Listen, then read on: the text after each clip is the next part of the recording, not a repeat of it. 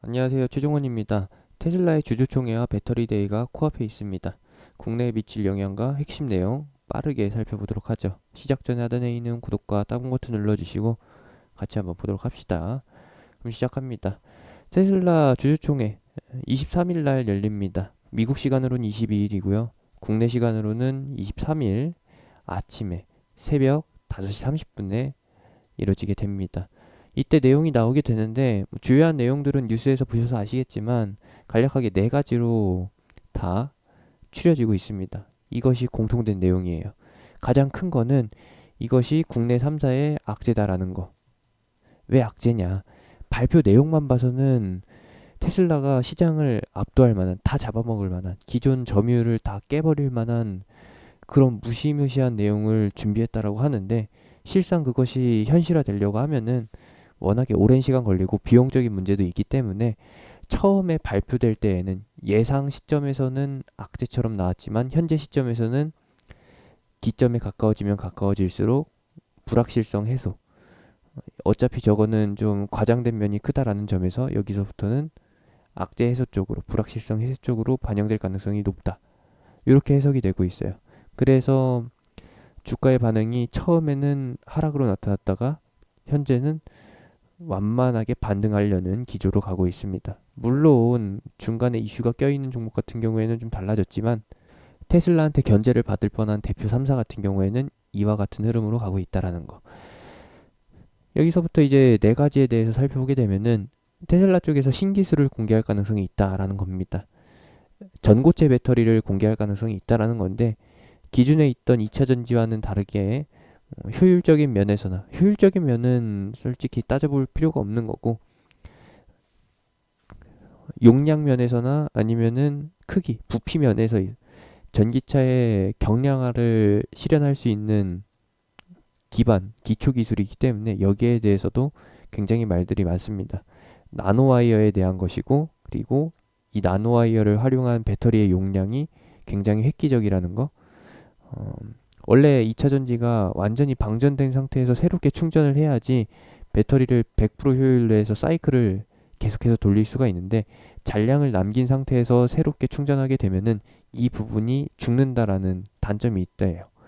기존에 있는 배터리 시장 같은 경우에는 이러한 단점을 극복하기 위해서 계속해서 전해질을 낀 전고체 배터리가 아닌 쪽으로 해서 발전을 계속 해왔었는데 이번에 테슬라가 신기술을 공개하게 되면은 배터리 시장의 판도가 바뀔 가능성이 있다.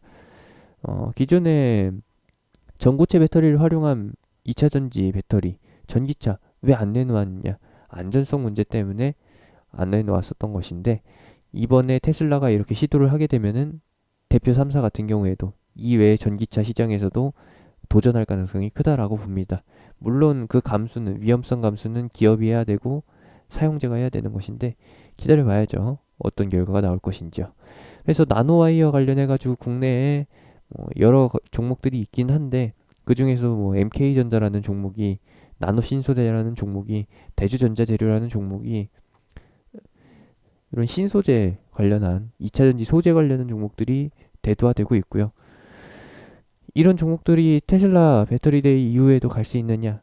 물론 조정받고 갑니다. 이 종목들은 테슬라 배터리데이에 대한 기대감으로 해서 상승하게 되는 것이고 실질적으로 배터리데이에서 민낯이 공개되게 되면은 이 기술들 관련주들의 도입 시점이 어느 정도 예상이 된다라고 하면은 그 시점까지 또 기간 조정이 이어질 것이기 때문에 여기에서 바로 날아가는 게 아니라 박스권 계속 이어가다가 현실적으로 전고체 배터리가 도입될 타이밍에 예를 들어서 나노와이어 기술이 현실화될 때쯤에 돼서 그때 가서 이제 저 종목들이 날아가게 된다는 거죠. 뭐 MK전자, 나노신소재, 대주전자재료, 후성, 요 정도 뭐 포스코케미칼 내지는 첨보 이런 쪽들이 추후에 더 달릴 만한 모멘텀을 가지고 있는 것이고 이번에는 뉴스가 나올 때 하락하는 패턴으로 대략적으로 예상을 해보시면 될 것 같습니다. 말씀드리고 싶은 거는 뉴스 나오고 나서 기술 공개되고 나서 갭상승 이후에 하락 전환할 수 있는데 이 갭하락 이후에 갭상승 이후 하락 이후에 재차 하락이 연속될 수 있다라는 거. 그래서 그 당일날에 사는 거는 좀 무리라는 점 참고하셨으면 하고요. 뭐 유독 한두 종목만 더 갈 수 있다라는 건데 그 한두 종목에 대해서는 뭐 당일 관점으로는 유효하지만 장기 관점에서는 그냥 기다렸다가 사는 게 훨씬 더 낫다라는 거, 그걸 설명해 드리고 싶었습니다. 그리고 배터리 자체 생산 계획 같은 경우에는 현재 중국에 거의 완공 단계에 있는 기가팩토리 1번이랑 그리고 독일 쪽, 유럽 쪽 시장을 공략하고 있는 기가팩토리 2번이 있는데 이쪽에서 이제 생산 기반을 갖추고서 추진할 가능성이 있다라는 거예요. 누구랑? 중국 배터리 CATL과 손을 잡고서요. 기존에는 CATL과 손을 잡고서 중화권 시장이랑 아시아권을 노리고 있었는데 이번에 기가팩토리에 이쪽 생산 기술을 탑재해가지고 유럽 시장 쪽에서도 점유율을 확보해 나가겠다라는 포부를 알 수가 있습니다. 근데 요건 역시도 기간적으로 오래 걸린다라는 거 말씀드렸습니다. 투자를 새롭게 진행하는 것이고 새롭게 진행하는 투자인 만큼 배터리 가격에 투자금 회수 목적에 플러스 되는 알파 요인이 들어갈 거라는 겁니다. LG화학이나 뭐 삼성 SDI, SK 이노베이션 같은 경우에는 기존의 생산 시설을 가지고서 계속해서 투자금 회수 목적에 이 플러스 되는 알파 요인을 줄여갈 텐데 테슬라는 지금 막 이제 도입시키는 거기 때문에 투자금 회수도 병행돼야 되기 때문에 초기에는 단가 문제에서 살짝 불리한 면이 있다. 처음에는 단가 문제에 있어서 불리하긴 한데 가면 갈수록 자체 생산 규모가 갖춰진 테슬라 쪽에서 그리고 자체 생산된 배터리를 사용할 테슬라 입장에서는 굳이 이제 대표 3사, 국내 대표 3사와 경쟁할 필요가 없는 정도로 갈 수 있다라는 거. 중간 유통상이 빠지게 되면서 좀 유리해진다라는 거, 그 정도로 참고해 보시면 되겠어요. 현지화 전략을 병행하는데 자체 생산은 필수다라는 것을 보여주는 겁니다. 만약에 LG화학이나 내지는 삼성 SDI에서 전기차를 생산한다라고 하면은 그러면은 테슬라랑 1대1로 다이다이 하는 거죠. 근데 물론 삼성 SDI나 LG화학이 전기차 시장에 대한 가능성을 좀 낮췄기 때문에 배터리만 하는 것이고 차량을 생산 안 하는 거 이해를 하실 겁니다. 적당히 치고 빠지겠다라는 의미인 것이죠.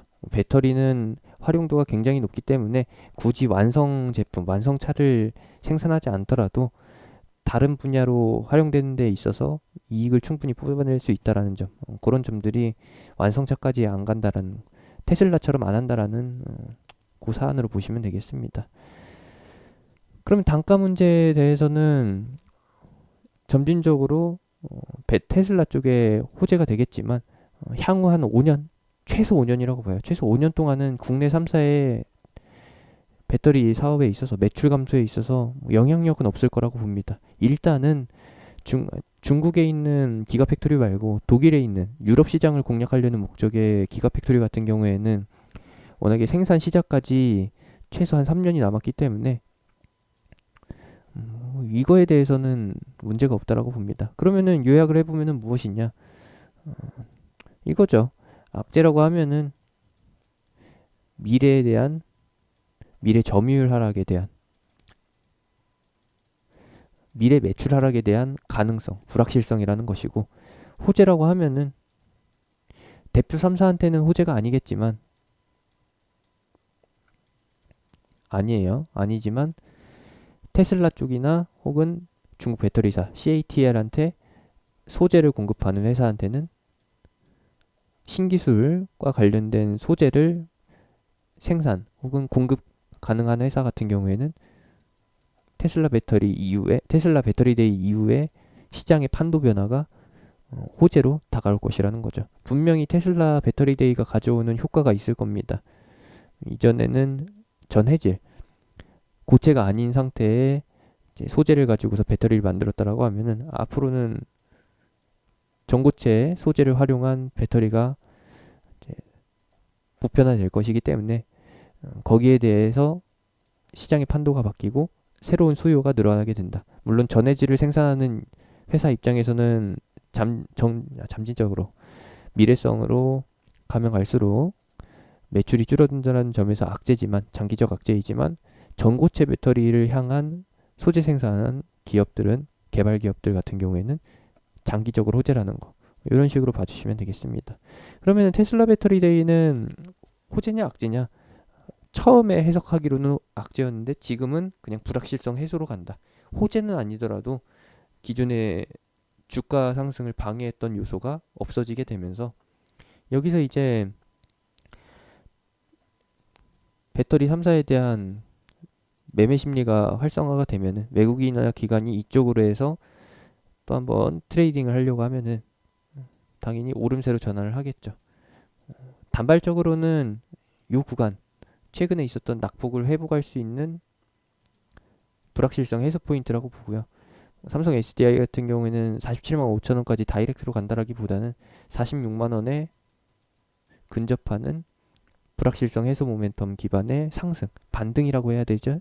이것이 나올 가능성이 있는 것이고 LG화학 같은 경우에는 자체적인 이슈가 껴있기 때문에 상승은 조금 제한적이라는 겁니다. 물론 불확실성 해소가 굉장히 좋긴 한데 LG화학 같은 경우에는 반영 가능성을 예상해 보기가 어렵네요.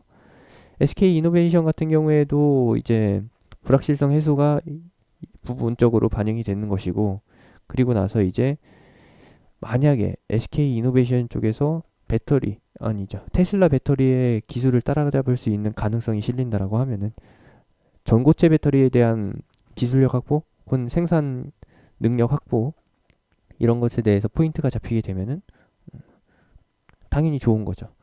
이런 식으로 봐주시면 되겠습니다. 테슬라는 배터리까지 자체 생산 쪽으로 보고 있는 것이고 기존에 있는 미국 대표 3사 GM, 포드, 클라이실러 같은 회사 같은 경우에는 굳이 배터리 생산 안 하고 사다 쓰겠다라는 취지이기 때문에 그쪽 시장을 노려본다라고 하면은 당연히 이런 개발사 SK이노베이션, 삼성 SDI, LG화학 쪽이 유리할 수밖에 없겠죠. 과연 테슬라의 자체 생산이 어느 정도 언제쯤에서 손익분기점으로 돌아설지는 모르겠지만 확실한 거는 2023년, 2024년 전기차 보급이 확대되는 어느 정도 가도기로 진입하는 2025년 전까지는 좀 힘들 거라고 봅니다. 물론 그 이후의 성장성 때문에 테슬라의 주가가 계속해서 상승을 하겠지만은 액면 분할 이후에도 다시 $1,000 가는 흐름을 보이겠지만 장기적으로 그렇게 상승 흐름으로 이어지겠지만 그 전까지는 매출과 영업이익, 주가의 괴리감은 생길 수밖에 없다. 그래서 항상 주가가 오를 때마다 고점 논란이 생긴다. 거품 논란이 생길 수밖에 없는 게 2025년까지의 테슬라라는 점을 참고하시면 되겠습니다. 국내 3사에는 단기적으로 급등이 나올 만한 호재는 아니다라고 말씀드렸습니다. 말씀드렸듯이 신기술 공개, 어떤 소재를 활용하느냐에 따라서 국내 소재 관련주들이 움직이게 된다는 것이고 양극재와 음극재 그리고 예상되는 은나노와이어 소재 이쪽이 포인트가 될 거라는 거. 전해질 관련 기업들 하락이 나올 수 있는데 만약에 테슬라 배터리 데이 이후에 어마어마한 서프라이즈 공개 이후에 하락한다라고 하면은 그런 종목은 음극재 종목이 아니라 전해질 종목이라고 보시면 되겠습니다. 대표적인 전해질 관련주 뭐 알려지기로는 솔브레인, CIS 조금 넓게 봐야겠죠. CIS 그리고 리캠, 후성 이런 종목들이 있는데요. 얘네는 전고체 배터리가 상용화 될 때까지는 계속해서 사용되다 보니까 앞으로 5년간의 최소 5년간의 매출에 대해서 불확실성이 없으니까 한 4년 차에서부터는 전고체 배터리 도입에 따른 이제 피해 혹은 그 정도 시장 점유율 축소에 따른 하락, 악재 상황 발생 그런 부분이 발생될 수 있지만 적어도 2023년, 2024년까지는 매출이 확보되는 기업이라는 거 이렇게 참고를 해보시면 되겠습니다.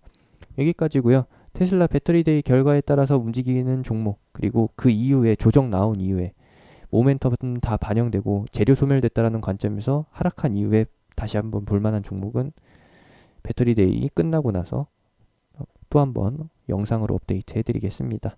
제가 운영하는 카톡방은 하단에 있는 링크, 댓글에 있는 링크 타고서 들어오실 수 있습니다.